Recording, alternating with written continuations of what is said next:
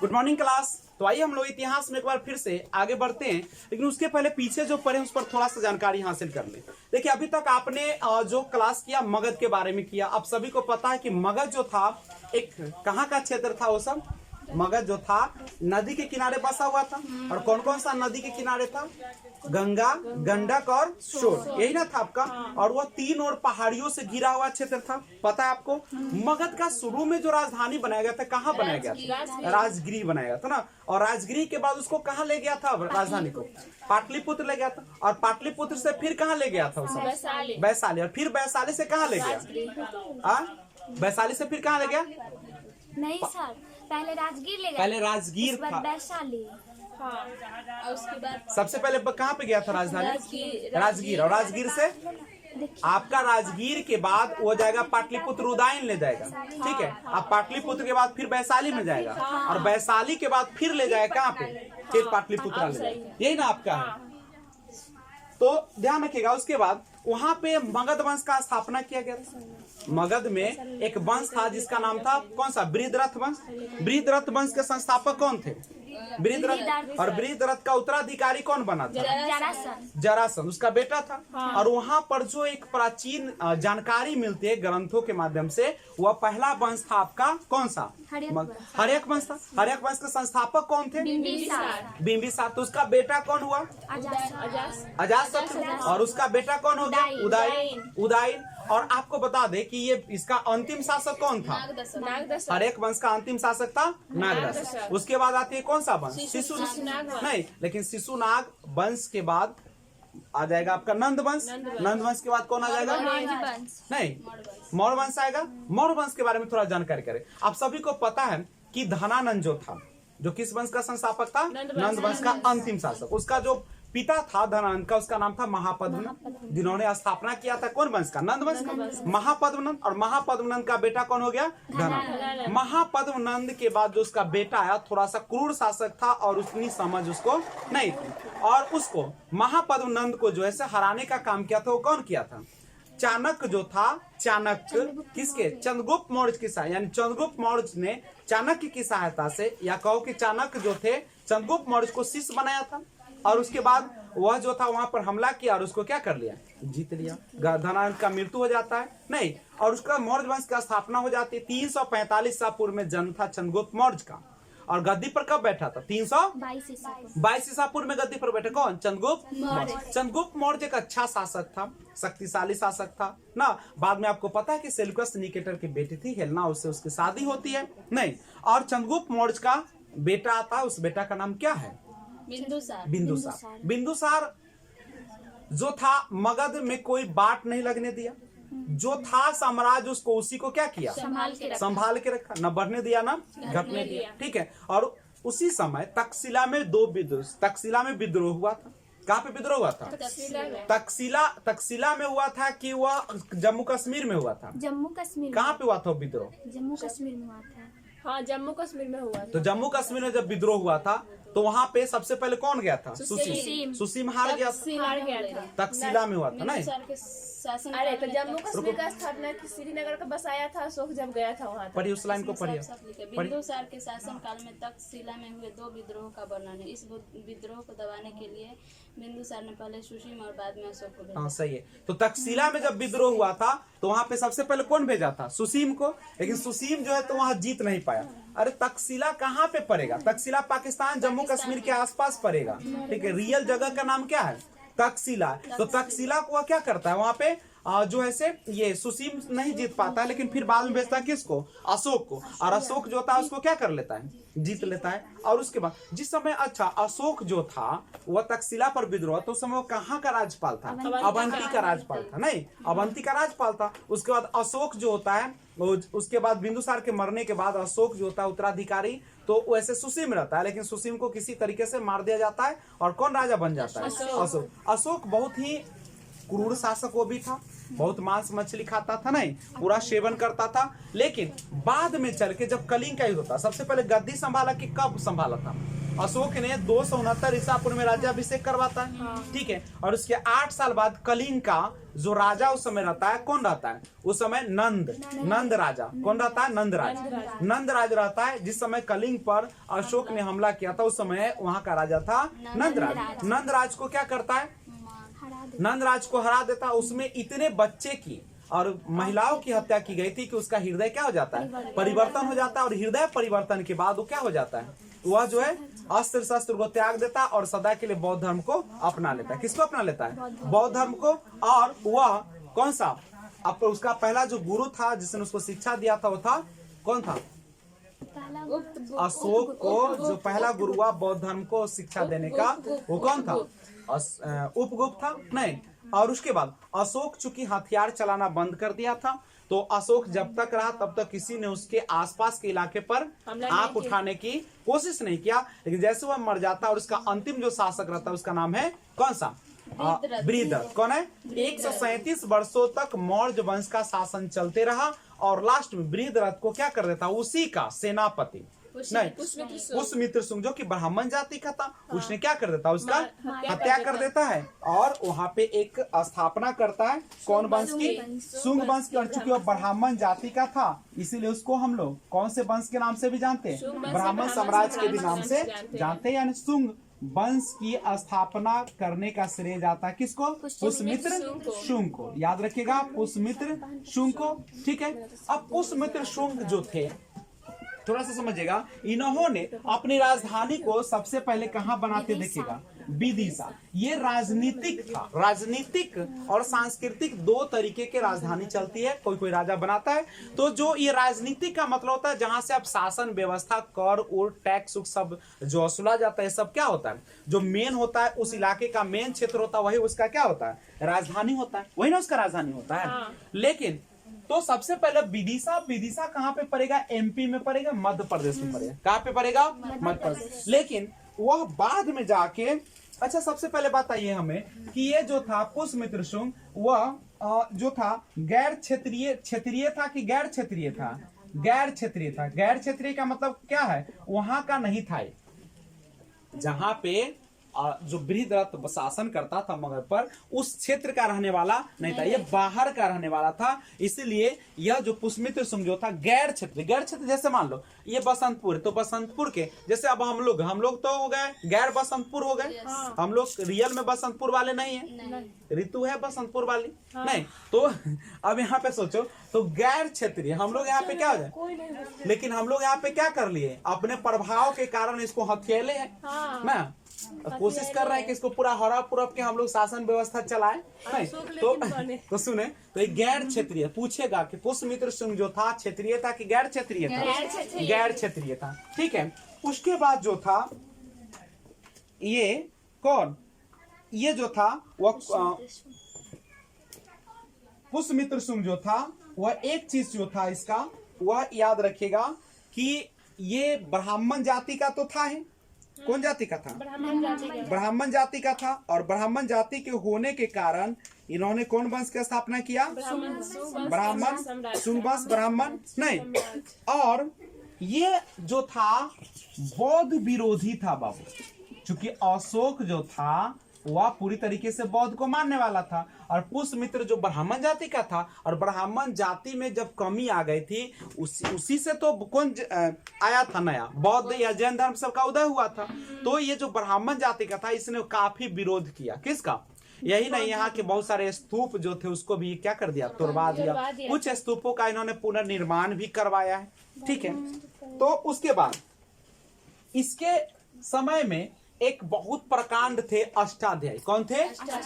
ठीक है। जातक किसको कहते हैं?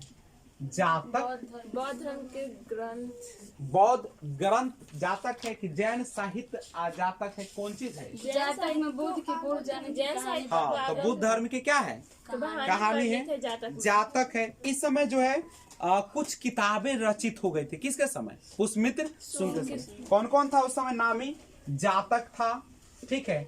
उसके बाद एक किताब, एक है आपका अष्टाध्याय नहीं, अष्टाध्याय पाणिनि के द्वारा लिखा गया था। उसके बाद एक किताब इसमें लिखा गया था महाभाष्य नहीं। उसके बाद इसी समय का गया था मनु स्मृति। तो याद रखिएगा पुष्यमित्र शुंग के समय में 4 किताबें प्रचलित रूप से लिखी गई थी। उसका नाम था जातक, अष्टाध्याय, कौन कौन था? जातक, अष्टाध्याय, महाभाष्य और महाभाष्य भी लिखा रहता है ना, तो मनुस्मृति, यही ना था आपका। उसके बाद देखिएगा पुष्यमित्र शुंग, कोई भी राजा बनता तो चाहता है कि हम ज्यादा से ज्यादा क्षेत्रों को क्या करें, जीत लें। इन्होंने क्या किया, विदेशी आक्रमण, इनके समय में 2 विदेशी आक्रमण हुआ, 2 बार विदेशी आक्रमण। एक है आपका जो था डेमेट्रियस, एक कौन था? डेमेट्रियस था, और दूसरा जो था वह था आपका मिनांडर। कौन था? मिनांडर। ये 2 विदेशी, मियांडर की मिनांडर, ठीक है, मिनांडर था। और ये दोनों जब विदेशी आक्रमण हुआ और दोनों में जीत मिल गई थी, किसको? आपके पुष्यमित्र शुंग। उन्होंने डेमेट्रियस को भी हरा दिया और प्लस मिनांडर को भी हरा दिया, दोनों क्या हो गए? हार गए, ठीक है। उसके बाद मिनांडर जो था जब जा रहा था हार कर, तो किसके पास पहुंच गया? नागसेन के पास पहुंच गया। किसके पास पहुंच गया? नागसेन के पास पहुंच गया, ठीक है। और नागसेन के पास जब पहुंचा तो अब क्या करेगा? नागसेन और मिनांडर के बीच कुछ वार्तालाप होती है, कुछ गुरु, ठीक है, कुछ शिक्षा लिया जाता है, करेक्ट है। और वो जो शिक्षा लिया जाता है उसी को एक किताब में क्या कर दिया गया? वर्णित कर दिया गया, ठीक है। उस किताब का नाम क्या है पता है? मिलिंदपन। क्या है इसका नाम? मिलिंदपन। याद रखिएगा, मिनांडर के द्वारा पूछे गए प्रश्न और नागसेन के द्वारा दिए गए उत्तर, दोनों को एक किताब में क्या कर दिया गया? वर्णित कर दिया गया, और उसका नाम क्या था? मिलिंदपन। पूछेगा कि मिलिंदपन हो क्या है, तो आप कहिएगा कि पुष्यमित्र शुंग जो है वह क्या कर रहे थे? विदेशी आक्रमण, डेमेट्रियस और मिनांडर को जब बुरी तरह से परास्त कर दिए, तो जब मिनांडर जा रहा था तो उसी को क्या हो गया? नागसेन मिला, और नागसेन से उन्होंने क्या कर लिया? बौद्ध धर्म की, याद रखिए एक लाइन, कौन धर्म के? बौद्ध धर्म के शिक्षा लेना शुरू कर दिया, और मिनांडर के प्रश्न और नागसेन के द्वारा दिए गए उत्तर को एक किताब के रूप में संग्रहित किया गया, जिसका नाम था मिलिंदपन। ठीक है, कोई दिक्कत है क्या? नहीं। अब सुनिएगा, अब जब यह युद्ध जीत गया, युद्ध क्या हो गया? अब युद्ध जीतेगा तो मनमा बढ़ेगा कि ना बढ़ेगा? मान लीजिए एक दिन तोरा घर पर कोई चढ़ के बोल दिल उल्टा पुल्टा, तू न बोल रही तो मनमा तो चढ़ी। हम सब पहले ही से तैयार, एकदम हंसुआ खुरपी सब ले ले है कि हम जनैले कि आयत कि न आयत, आई मन बढ़ेले हती, ठीक है, आ कहले तैयार हती आयल, पुछली उछली न, मार सोटा से लपटेले हती धक्का की, ओकरा बाद कहियो हिम्मत करते थुड़ायल न, थुड़ायल है एकदम, ठीक है। तो यहाँ पे तो देखो अभी दोनों थुड़ा गया निम्न से, कौन? Demetrius Menander. अब पुष्यमित्र शुंग क्या हो गया? जीत गया। और भी क्या किया ये ना, जीत के खुशी में क्या कर दिया? अश्वमेध यज्ञ करवाया। एगो ना दूगो करवाया। पुष्यमित्र शुंग का एगो? दूगो। अश्वमेध यज्ञ मतलब क्या? जीतल है तो लगे हमरा कोई हराए तो नहीं है, दूगो घोड़ा उज्जर घोड़ा के पट्टी बांध के आंख पर कथी कर दिया? छोड़ दिया। आ पीछे पीछे सेना ना, जानते हो कि जब घोड़ा जाएगा कोई रोकने का प्रयास करेगा तो क्या होगा? युद्ध होगा। युद्ध यही ना होगा, नहीं रोकेगा तो सब साम्राज्य किसका हो जाएगा? अब मन तो एक दूगो जीतल तो बढ़ल है करे ना, ठीक है। और जब मन बढ़ल था, और उसी समय आपको पता है कि यहाँ पे ये जो हमारा मगध है, बिहार में ना है, मगध का जो क्षेत्र था एक बार तो कुचायल था। ये मगध के क्षेत्र में एगो जगह था, कौन? कलिंग। तनके ना आगे था कलिंग। कलिंग उड़ीसा का क्षेत्र है। तो कलिंग वाला से तो पहले कुचायल था, एक बार याद करो अशोक के दिन, जब सबके काट के रख दिया था ना। अब उस समय राजा था, जिस समय अशोक हमला किया था उस समय राजा का नाम था नंदराज। और अब जो था पुष्यमित्र के समय यहाँ का राजा बदल के कौन हो गया? ठीक है, कौन था? खारबे। ई तो अपना मन में है पूरा पुलाव ठोकले क्या। अभी जो कलिंग था एकरा से स्वतंत्र हुआ था, केकरा से? मगध से। तो कहा कि तू मगध से स्वतंत्र छोड़बो, ये हमला कर दिया। कौन हमला कर दिया? लेकिन देखिए एक बार जब चोटायल रही सांप तो छोड़ता तोरा? वो तो पहले से तैयार है। आई बेचारा अशोक के थुरैया याद रहे, कैसन कैसन थुरलक, कन्ने कन्या कौन कौन औजार से थुरलक ना, सब रहे पहले से तैयार कर ले। गेला बड़ा खुशी से, एकरा सबके पास बुआ हाथी के कमी न रहे कलिंग के पास हाथी खूब था ना, ई गया एकरा तो निम्मन से जे न हथियार से मार के सब से मार कर थूर थार कर आ कहल के जीतबे। अब कलिंग हंसो खते तू ना, ऐसे ना कहल तू हंसो खते बार बार वो है ना। तो ये क्या किया, यहाँ से बेचारा हार उड़ गया और इस तरीके से सुंग वंश का क्या हो गया, समाप्त हो गया। तो सुंग वंश तो गया से गया। हम लोग पढ़ रहे हैं कथी, मगध। क्या पढ़ रहे हैं, मगध। अब मगध पर हम लोग का वंश पते हैं सबको, ये है हसीन मास्का के साथ, हसीन मास्का के साथ हर्यक, शिशुना, नंद वंश, मौर्य वंश, सुंग वंश। सुंग वंश खत्म होगा तो कौन वंश आएगा, सबको पता है कौन वंश आएगा। तो जैसे ही यह खत्म हो गया, कौन, पुष्यमित्र सुंग तो मारा गया, किसके द्वारा, खारवेल के द्वारा। नहीं, जब खारवेल के द्वारा ये समाप्त हो गया तब की करते, आगे बढ़ता है कि रुकता है कहानी, बढ़ेगा। अब यहाँ से आप लोग को सीधे ले चलते हैं अब कौन वंश में, कर्ण वंश में। कौन वंश में, तो कर्ण वंश के संस्थापक कौन थे आप सभी को पता है, ये सब आया है और गया है। सुंग वंश का अंतिम शासक था देवभूति। 73 ईसा पूर्व में इसको वासुदेव ने क्या कर दिया, हत्या। और वहाँ पे कौन वंश आ गया, कर्ण वंश। कौन वंश आ गया, कर्ण वंश। याद रखिएगा कर्ण वंश का स्थापना कौन किया है, वासुदेव। कर्ण वंश का स्थापना कौन किया, वासुदेव। और इसका अंतिम राजा कौन हुआ, सुशर्मा राजा हुआ। उसके बाद सुशर्मा, बाबू जैसी करनी वैसी भक्ति, जैसी करनी वैसी। अब सुशर्मा को हत्या कर दिया कौन, सातवाहन वंश के जो शासक था कौन, सुशर्मा की हत्या कर दिया सीमुक। सीमुक जो था, याद करो कई लाइन, सीमुक जो था सुशर्मा के क्या कर दिया, हत्या कर दिया। और नया वंश लगाया कौन, और सातवाहन वंश जो था जहां तक फैला हुआ था उसको और आगे बढ़ाने का काम किया।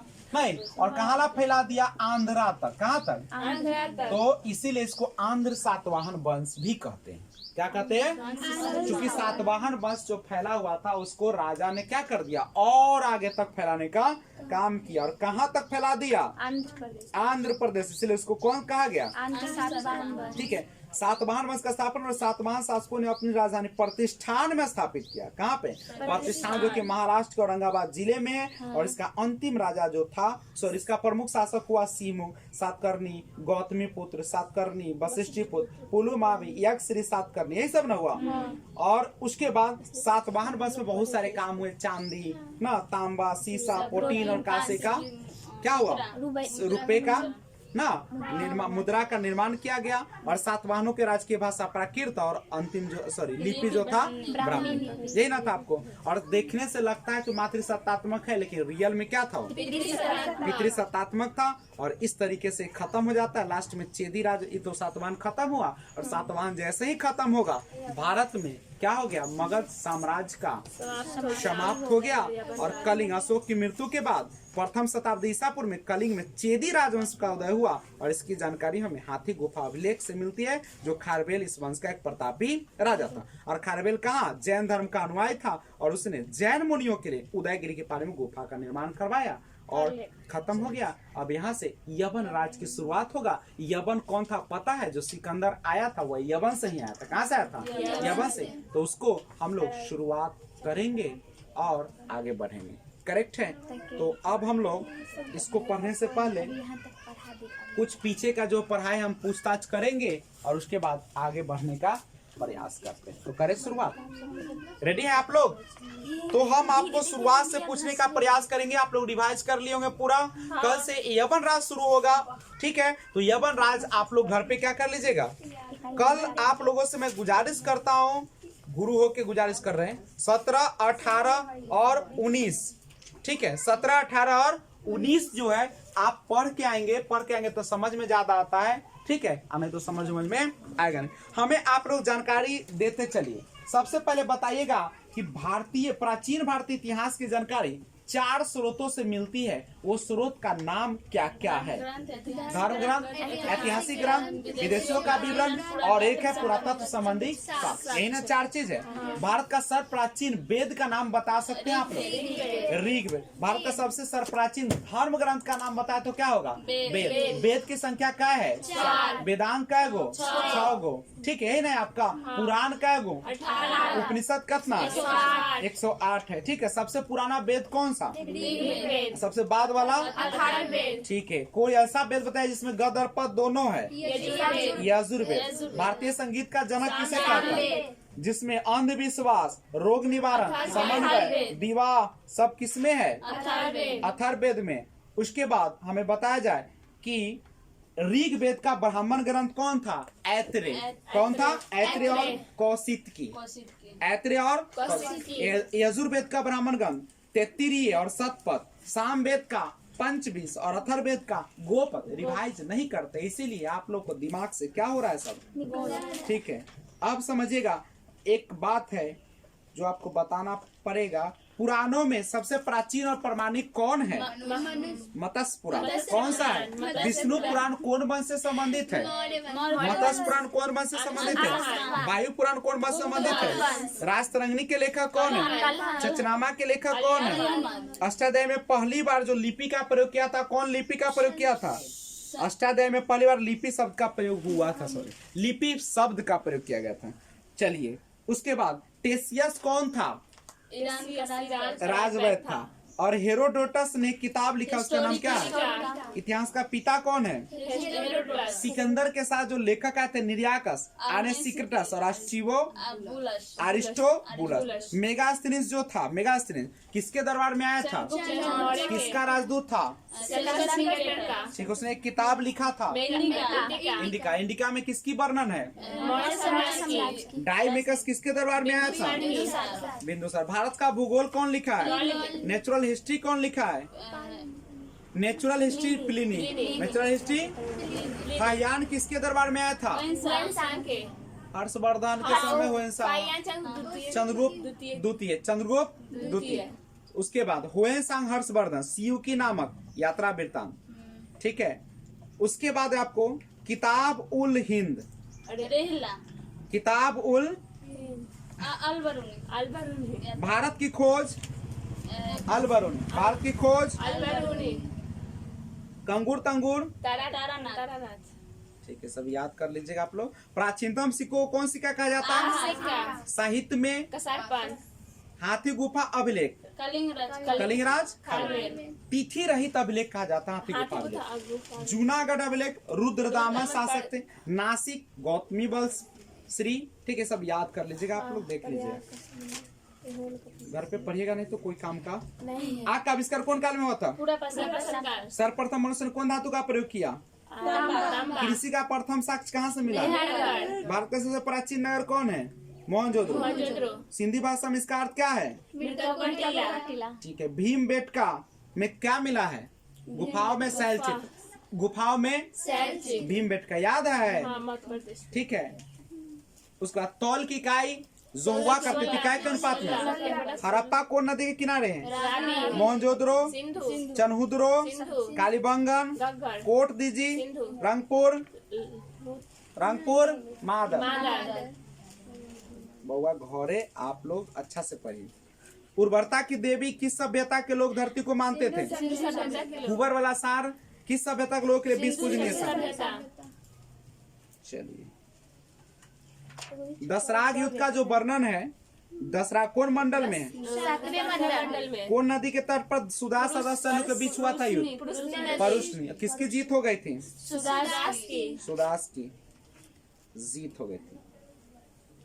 चारवाक, पूर्व मीमांसा, देखो, पूर्व मीमांसा, उत्तर मीमांसा, अब वैशेषिक, कनाद, चारवाक दर्शक है और प्रवर्तक है। योग, सांख्य, न्याय, गौतम। न्याय, गौतम। महाजनपद क्या है? 16। इसकी जानकारी कौन ग्रंथ से मिलती है? बौद्ध ग्रंथ। जैन धर्म, जैन ग्रंथ,